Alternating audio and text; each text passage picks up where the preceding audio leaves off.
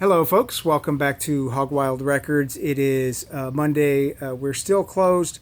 Want to just touch base on that. I know it's getting frustrating for our customers who see other places reopening, even at smaller levels, and Hog Wild remains closed. So, Dave Risher, the owner, it's his decision. And Dave follows all the numbers daily. Trust me, he has a spreadsheet where he inputs all this data, the number of new positive cases, the number of hospitalizations, the number of people that are still sick, the number of people that have recovered, all of those things, and that's how he is getting to a point of decision making as to reopening Hog Wild Records.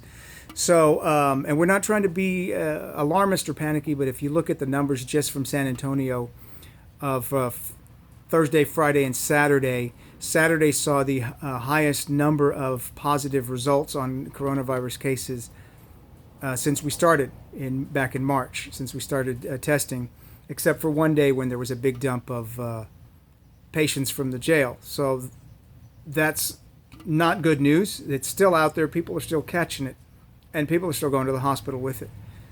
Austin, which is just above, our metro section, this past week had 409 cases for the week, which was the highest they have had since the beginning of the pandemic.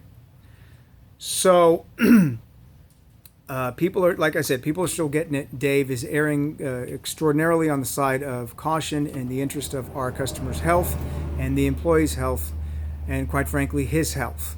And so, like I said, we know it's frustrating. Why the hell hasn't Hog Wild reopened? Everybody else is. The doors, somebody's knocking at the door. So I'll be right back. Was the postman delivering mail? We're still getting packages. We just got a revelation order, so we're still getting stuff in. Like I said, it's frustrating as you see everybody else reopening, and it looks like it's beautiful out there and perfect, and why the hell hasn't Hog Wild done it? And that's why, right? So that's the sad and depressing news for Monday. So let's pick a sad, depressing record for our noon lunchtime record. How about little Townes Van Zandt? Texas kid. Townes, born in 44, died in 1997, January 1st. Was what they call a songwriter. So many songwriters. Guy Clark, Steve Earle, Bob Dylan looked up to and admired and respected Townes' songwriting abilities. Like many songwriters who help us through our own little tragedies and demons and all those things, Townes had his own demons that he had to work through. Diagnosed as manic depressive in his youth, I guess what they call bipolar now. Had some insulin shock therapy that, quite frankly, fucked up his long-term memory, and that manic depression led to serious alcohol and drug addictions. And to say serious is sort of an understatement. I mean, cocaine, heroin, alcohol, it's what killed him. Those addictions are what killed him. Tried rehab 12 times, and it never took.